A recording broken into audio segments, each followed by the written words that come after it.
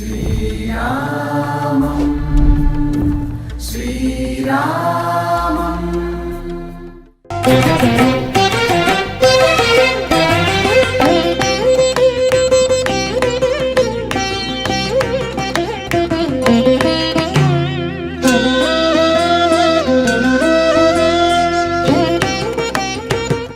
అయోధ్యలో రామ మందిర నిర్మాణంలో భాగంగా జరుగుతున్నటువంటి ఒక భవ్య దివ్య మందిర నిర్మాణం. రాములల్లా దర్శనం తర్వాత ఏ దర్శనీయ స్థలాలు ఉన్నాయి, చుట్టుపక్కల ఉన్నటువంటి ఏ ప్రాంతాలని దర్శించుకోవచ్చు అనుకుంటే అందులో ప్రధానంగా ప్రముఖంగా కనిపిస్తుంది నందిగ్రామ్.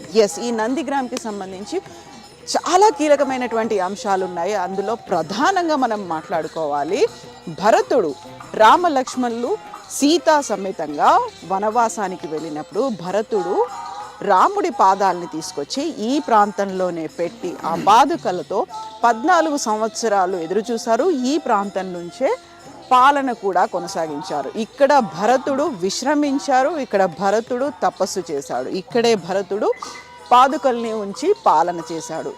దీనికి సంబంధించినటువంటి విశిష్టతతో పాటుగా ఇప్పుడు మనం ఉన్నటువంటి ఈ రావి చెట్టుకు సంబంధించి విశిష్టతలు కూడా ఉన్నాయి. వీటన్నిటి గురించి మాట్లాడుకుందాం.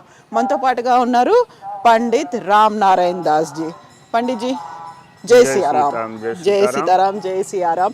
तो हम लोग हैदराबाद से आए हैं, हमारे लिए आप बता दीजिए इस प्रांत का। भरत को नंदीग्राम में भरत जी के यहाँ आप सभी को जय सियाराम। भरत जी यहाँ पे चित्रकूट से जब लौट कर आए हैं तो यहाँ पे 14 वर्ष बैठकर प्रभु श्री राम जी का आने का इंतजार किया था, तपस्या किए थे। ये वही स्थान है नंदीग्राम भरतकुंड। भरतकुंड भी बोलते हैं। हाँ, भरतकुंड इसलिए बोलते हैं कि भरत जी यहाँ आके तपस्या किए थे। और नंदीग्राम जो बोलते हैं, भगवान राम जी जो अयोध्या में पृथ्वी लोक पे आए हुए थे, उस समय भगवान भोलेनाथ नंदी को यहाँ पे छोड़कर भगवान श्री राम जी का दर्शन करने गए थे। इसलिए नंदीग्राम के नाम से इसको जाना जाता है। और जब भरत जी आ गए तो भरतकुंड के नाम से जाना जाने लगा, इसलिए नंदीग्राम भरतकुंड के नाम से प्रसिद्ध है। यहाँ पे भगवान शिव जी जब नंदी को छोड़कर गए थे तो नंदी जी से कहा कि शाम तक जब लौटते हैं तो आपको लेकर चलेंगे, आप यहीं रहिए, नहीं आपको लेकर चलेंगे तो मालूम हो जाएगा कि भगवान भोलेनाथ कैलाश से अगर आए हैं तो कोई देवलोक से जरूर यहाँ पे आया होगा। इसलिए भगवान भोलेनाथ कैलाश छोड़कर यहाँ आए हैं दर्शन के लिए। तो इसलिए नंदी को यहाँ छुपा दिया। तो इस बहुत सारे गाथाएं हैं नंदीग्राम से लेकर। हम राम जी के बारे में सुने थे, लेकिन ये पहली बार है शिव जी के बारे में भी सुन रहे हैं। तो ఇక్కడ నందిగ్రామ్కి సంబంధించి 2 స్టోరీలు కనిపిస్తున్నాయి. ఒకటి రామాయణానికి సంబంధించి, అలాగే శివం వైష్ణవం అనేది, శివుడు కూడా ఇక్కడ తన నందిని వదిలి వెళ్ళాడు, అందువల్ల నందిగ్రామ్ అనేది వచ్చింది అనేది. శివకేశవులకు భేదం లేదు అంటారు, శివాయ విష్ణు రూపాయ విష్ణు రూపాయ శివాయ. సో ఇక్కడ ఆ 2 అనేవి కనిపిస్తున్నాయి. 2 గాథలు కూడా ఇక్కడ ఉన్నాయి. మనకు వెనకాల శ్రీరామ్ జానకి మాత మందిర్ ఉంది, అలాగే నందికి సంబంధించి శివాలయం కూడా ఉంది. కాబట్టి 2 ఉన్నాయి, 2 స్టోరీస్ అనేవి ఉన్నాయి. तो राम नारायण दास जी बहुत सारे गाथाएं हैं, लेकिन नंदीग्राम के बारे में सोचे तो भरत जी याद आ रहे थे जी। तो नंदी जी यहाँ विमुख बैठे हुए हैं। हर जगह नंदी जी सन्मुख होते हैं, प्रभु श्री राम जी के सन्मुख बैठते हैं हाथ जोड़ के कि महाराज जी क्या आदेश है, कहाँ चलना है। बोला यहाँ पे वो विमुख हो गए, इसलिए भगवान भोलेनाथ यहाँ से पूरब हो गए।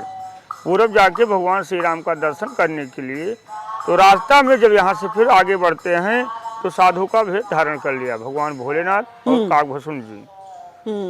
तो वहाँ पे गए कि दर्शन कर लेंगे, आसानी से हो जाएगा, साधु के भेष में रहेंगे तो दर्शन करा देंगे कि मैया महात्मा जी आए हैं, प्रभु का दर्शन करा दें, आशीर्वाद मिल जाए।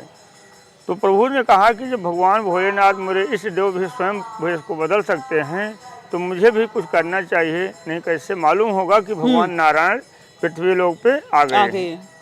तो उन्होंने पहरे को इतना सख्त कर दिया कि 14 वर्ष भरत जी ने यहाँ तपस्या किया, उसी तरह भगवान शिव जी ने 6 महीना वहाँ पे उनको तपस्या भी करना पड़ा।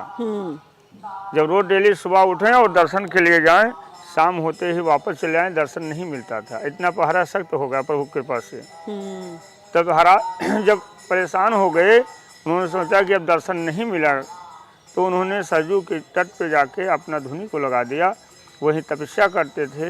उनके काकभसून जो शिष्य थे वो कहते थे कि हमारे गुरुजी जो हैं काशी से आए हुए हैं, बहुत विद्वान पंडित हैं, ये कोई समस्याएं हैं तो आप इनका अपना हस्तरेखा दिखा के अपनी समस्याओं को तुरंत ही दूर कर सकते हैं। तो सभी अपने हस्तरेखा को देखते थे, दिखाते थे, उसके बाद में उनका निदान होता था। इसी प्रचार प्रसार से जब माता कौशल्या राजा दशरथ को मालूम हुआ कि हमारे नगर में इतना पहुँचे हुए संत आए हुए हैं गुरुजन, तो उन्होंने कहा कि क्यों ना उनको घर पे आदर से ले आ जाए, प्रभु श्री राम जी का भी हाथ देखेंगे और कुछ इनके समस्याएं जो हैं उनका निदान बताएंगे कि आगे चल के क्या इनकी जो शैलियाँ।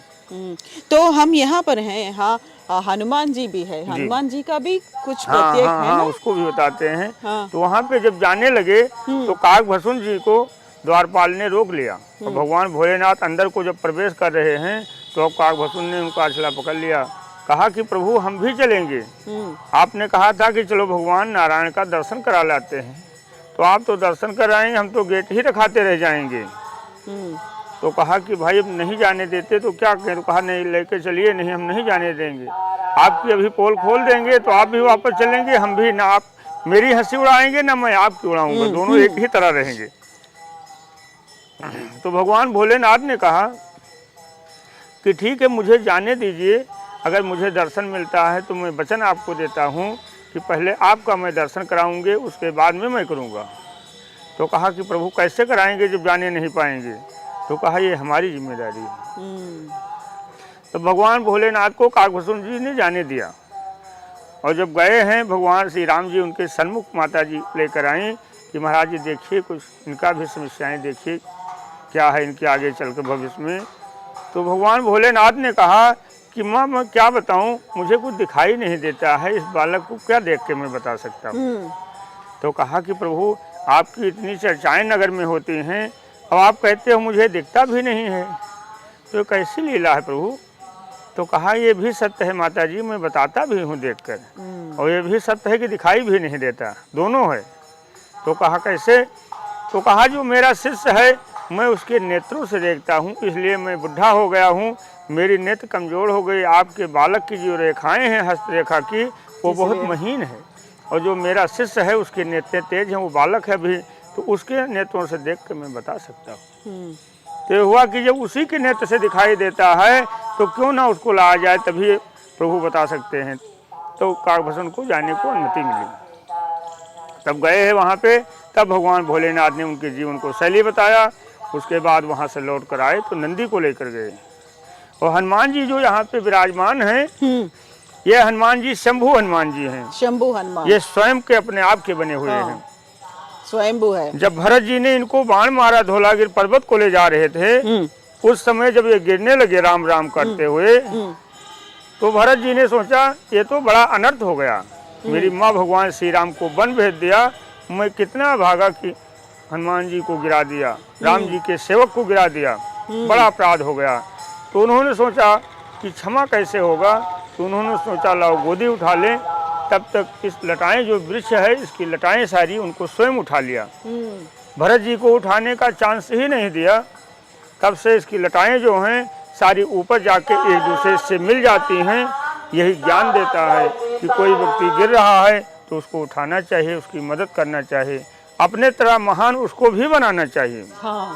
यही एक ज्ञान का प्रतीक है, ये धर्म सिखाता है यहाँ पे। సో ఇక్కడ మనం మాట్లాడుకోవాల్సింది రెండు కీలకమైనటువంటి అంశాలు ఉన్నాయి. మనకి ఎదురుగా కనిపిస్తోంది స్వయంభూ ఆంజనేయ స్వామి. దీనికి సంబంధించి వేటకి వెళ్తున్నారు అంటే శ్రీరామచంద్ర ప్రభుని చూడ్డానికి, అలాగే సీతామాతని వెతుక్కుంటూ ఇక్కడ నుంచి హనుమంతుడు వెళ్తున్నప్పుడు భరతుడు ఆయన్ని కూలిస్తే అంటే బాణంతో కూల్చారు. అయితే ఆయన పడిపోకుండా ఇక్కడ ఉన్నటువంటి రావి చెట్టు కాపాడింది అనేది, అలా పైకి లిఫ్ట్ చేసింది రావి చెట్టు హనుమంతుడి విగ్రహాన్ని. సో దీనికి సంబంధించి ఇంకా మనకు కనిపిస్తోంది కీలకమైనటువంటి రావి చెట్టుకి సంబంధించి.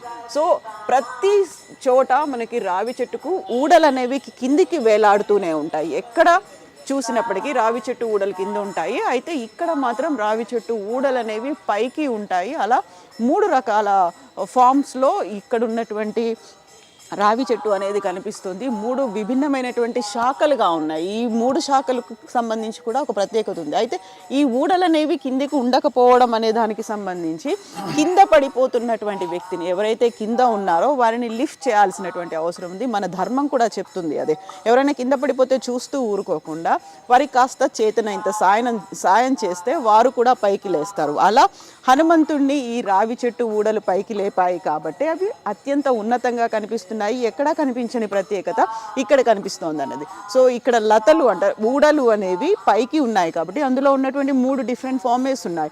సో राम नारायण दास जी ये 3 शाखाएं हैं ना, इनके बारे में भी बता दीजिए। इसकी जो 3 शाखाएं हैं इसमें तीनों दिख रही हैं आकृतियां। इसकी जो बीच वाली है हाँ ये स्वयं हनुमान जी को उठा रही हैं। वो आकृति है दोनों हाथों से। पश्चिम और दक्षिण की जो आकृति है ये राम और भरत मिल रहे हैं। हाँ राम जी दक्षिण से आए और भरत जी दक्षिण को बैठे थे, दोनों गले मिले। ये दोनों मिलन की है, ये उठा रही हैं। पूरब जो और दक्षिण को जा रही हैं, ये लटाएं जो हनुमान जी पर्वत लेकर गए वो आकृतियां हैं। इसीलिए तीनों आकृतियां की अलग अलग विशेषताएं हैं। సో ఇక్కడ 3 శాఖలుగా కనిపిస్తున్నాయి. అందులో ప్రధానంగా కనిపిస్తుంది ఒక మధ్యలో ఉన్నటువంటి శాఖ, అది హనుమంతుణ్ణి పైకి 2 చేతులతో లిఫ్ట్ చేస్తున్నట్టుగా ఉన్నటువంటి శాఖ. అంటే కింద ఎవరైనా పడిపోతున్నప్పుడు మనం 2 చేతులతో లేపాల్సినటువంటి అవసరం ఉంది అన్నట్టుగా అవి 2 చేతుల్ని ప్రత్యేకంగా చూస్తున్నటువంటిది. ఇక మధ్యలో ఉన్నటువంటి శాఖకి కుడివైపున కనిపిస్తోంది. ఇందులో భరతుడు రాముడు కలిసినటువంటి అక్కడ హక్ చేసుకున్నట్టుగా ఉన్నటువంటి ఒక సన్నివేశం అనేది అక్కడ కనిపిస్తోంది.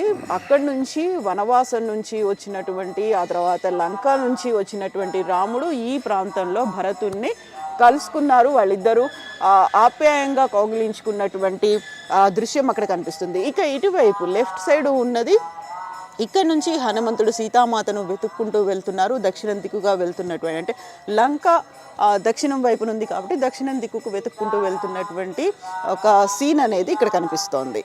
సో यहाँ पादुकाएं भी है ना, भरत जी यहाँ विश्राम करते रहते थे, भरत जी यहाँ तपस भी करते रहते थे।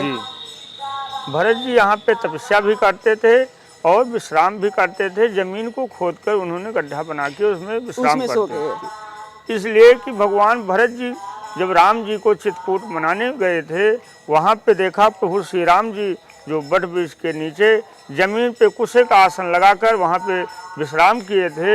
उसको देखने के बाद में भरत जी ने यहाँ आके गड्ढा खोद के विश्राम करते थे कि अगर मैं भी जमीन में उनके बराबर में लेटता हूँ तो हमारी उनमें फर्क क्या रह जाएगा। हमारा स्थान तो प्रभु श्री राम जी के चरणों में है। अगर मैं भी जमीन में समतल पे लेट जाते हैं तो बराबरी की हो जाएगा। तो इसलिए जमीन को खोदकर वहाँ पे विश्राम करते थे। सुबह उठते ही जो जमीन पे चौपादिका रहती थी उस चौपादिका को प्रणाम करते थे, इसलिए वहाँ पे चौपादिका पाई जाती है। तो यहाँ पे जो तपस्या करते थे उस समय जो सिंहासन पे रखते थे वो चौपादिका यहाँ पे है।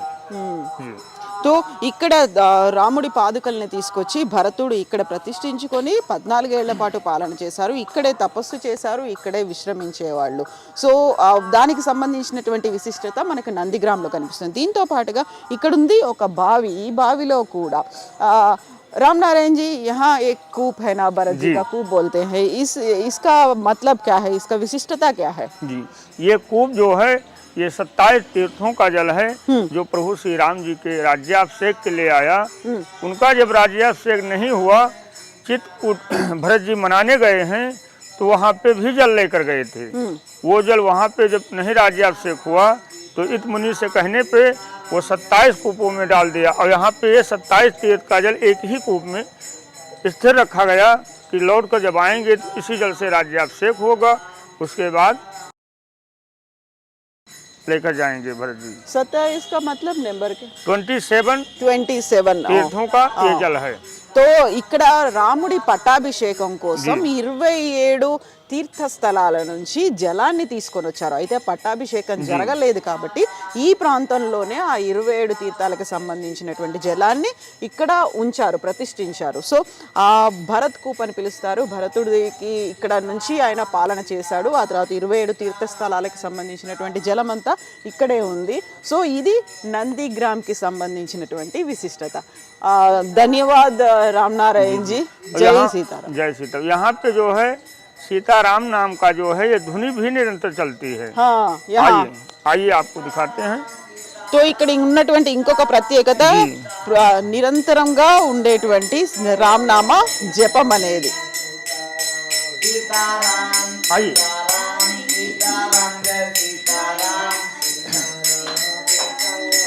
यहाँ पे जो है ये सीताराम नाम जो है जो निरंतर चलता है।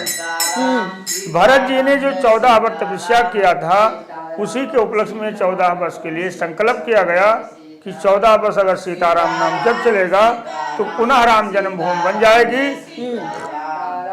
राम राज पुनः स्थापित हो जाएगा। तो 14 वर्ष के लिए संकल्प किया गया। 14 महीना पूरा होते ही राम जन्म का आदेश हुआ, बनने लगा। पूरे संसार में ही राम राज आ गया। तो ఇక్కడ నిరంతరం 24 గంటలు ये अखंड दीप जो है ये निरंतर चलती है, कंटिन्यू। సో 24 अक्टूबर 2018 से प्रारंभ किया गया। 2032 17 अक्टूबर को सत पूर्णिमा पे 14 वर्ष पूरा होगा ये। సో ఇప్పటిదాకా ఇక్కడ సీతారామ జపం అనేది, రామనామ జపం, సీతారామ జపం అనేది కంటిన్యూస్గా అవుతుంది. ఎక్కడ బ్రేక్ లేకుండా నిరంతరాయంగా కొనసాగుతుంది. సో ఈసారి కనుక ఎవరైనా భక్తులు అయోధ్య దాకా వచ్చారు అంటే తప్పనిసరిగా దర్శించాల్సినటువంటి ఒక స్పాట్, ప్లేస్ నందిగ్రామ్. జై సీతారాం, రామ్ నారాయణ. जय सीताराम।